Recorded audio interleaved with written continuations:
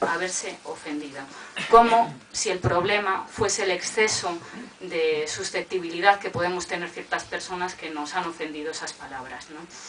Y eso, aquí, yo creo que es el verdadero problema. Yo creo, y lo dije en el pleno municipal al que hace referencia Fernando en su libro, yo creo que el problema del alcalde precisamente no es lo que dice, sino que el problema del alcalde es lo que piensa.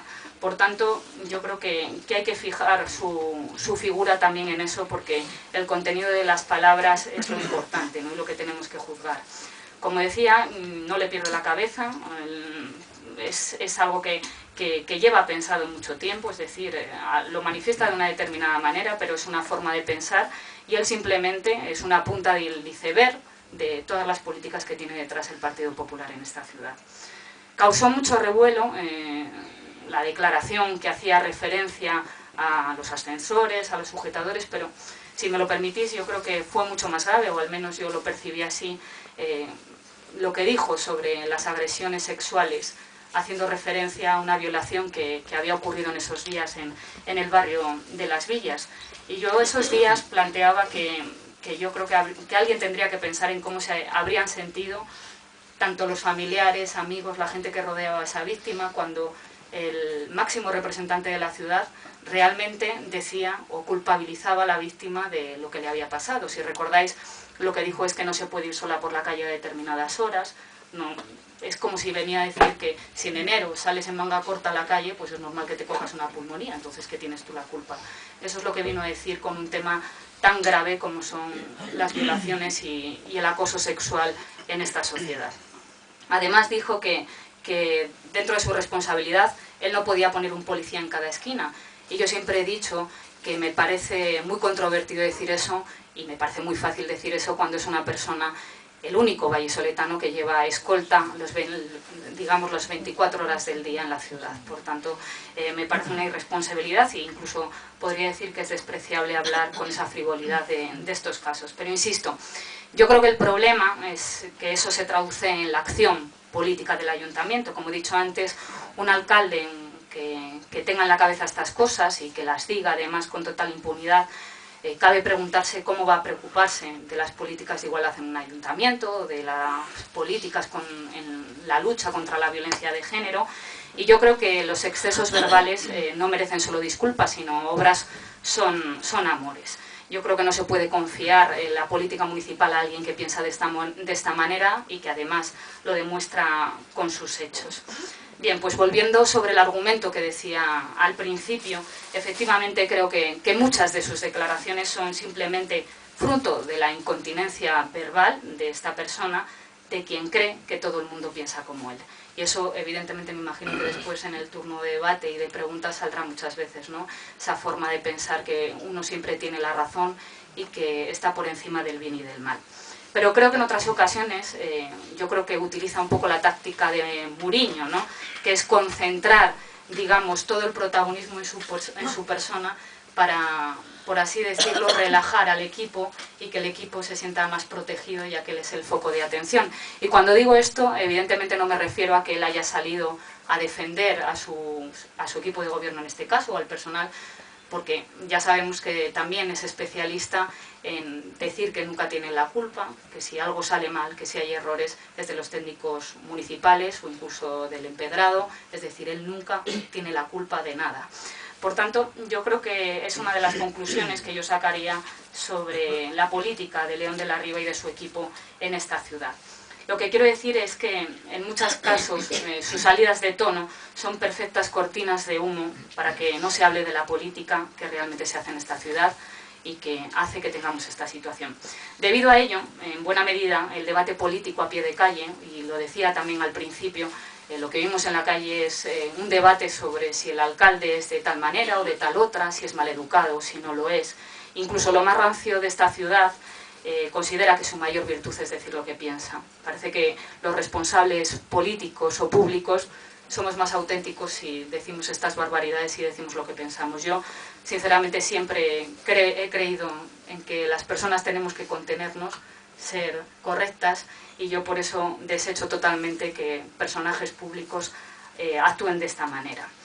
Y además, mucha gente dice que da igual lo maleducado que sea, lo importante es cómo gestiona. Y aquí quiero hacer el segundo inciso. Es una ciudad esta, yo creo, en muchas ocasiones, a lo largo de estos 20 años, que no se ha hablado de política real, sino de lo que decía, de si es maleducado, de si no lo es, y hace que todo se quede muchas veces en un simple escaparate. Un cierto, digamos, remozado del centro, ensanchar, por ejemplo, las calles de los barrios, las aceras de los barrios, o incluso traer actuaciones culturales de gran formato, han hecho que León de la Riva, nos guste o no, haya tenido o tenga fama de buen gestor. Y esto lo digo porque creo que en épocas de bonanza económica este discurso les ha valido, esos hechos también les han valido, pero evidentemente ahora es cuando nos toca a la ciudadanía demostrar que sin dinero no saben gobernar. En época de vacas flacas no saben gobernar. Y ahí nos toca hacer autocrítica, y esto quizás sea polémico, y evidentemente una presentación de libros sin polémica, pues lo mismo queda un poco sosa.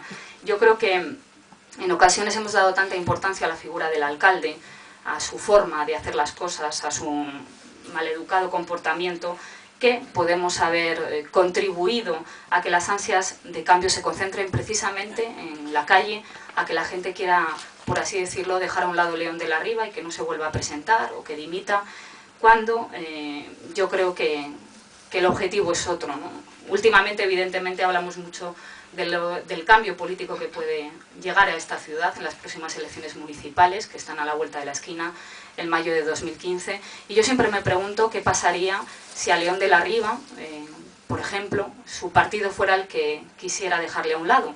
Como sabemos, han salido últimas informaciones en prensa que dicen que el río está revuelto, y lo mismo el Partido Popular elige otro cabeza de cartel para encabezar su lista municipal a las próximas elecciones. Yo creo que sería un error que eso desactivara mucho la crítica que hay en esta ciudad, porque el problema no es León de la Riva, sino, vuelvo a repetir, son sus políticas. Por otro lado, para ir finalizando, quiero destacar lo positivo que tiene esta ciudad. A mí me preguntan muchas veces, gente de fuera, y yo creo que los movimientos sociales de esta ciudad gozan de buena salud, a pesar de un gobierno municipal que ha ninguneado y que en vez de ver la participación como una oportunidad, la ha visto como una amenaza. Y a pesar de eso, yo creo que los movimientos sociales, incluso la oposición política, hemos hecho un trabajo duro en el ámbito medioambiental, en el ámbito social, en el ámbito también de las políticas urbanísticas y en los distintos gobiernos municipales, incluso muchas veces dando alternativas, ¿no? Demostrando que se puede gobernar de otra manera y además que con mucho se puede hacer, con poco se puede hacer mucho, ¿no? Y se demuestra con muchas alternativas que hay en esta ciudad, organizadas desde los colectivos sociales y desde la ciudadanía organizada. De hecho, aquí está Susana Ordóñez, para mí un referente imprescindible de una ciudadanía crítica, que ha parado muchos desmanes en esta ciudad y que aporta ideas además en el día a día para construir una ciudad nueva. A mí me gusta decir el Valladolid del mañana. Como decía, voy terminando. Yo creo que es evidente que cuando un responsable político nos avergüenza, tenemos que decirlo alto y claro, tenemos que salir a la calle, pero creo que en los próximos meses tenemos que hacer un gran esfuerzo para construir un relato sobre la necesidad de cambio en esta ciudad que pase o que deje a un lado la figura de León de la Riva. Y es fundamental que cale hondo que lo que necesitamos no es un cambio de caras en este ayuntamiento, sino que lo que necesitamos es un cambio de rumbo y de políticas en Valladolid. No obstante, yo soy bastante optimista por naturaleza.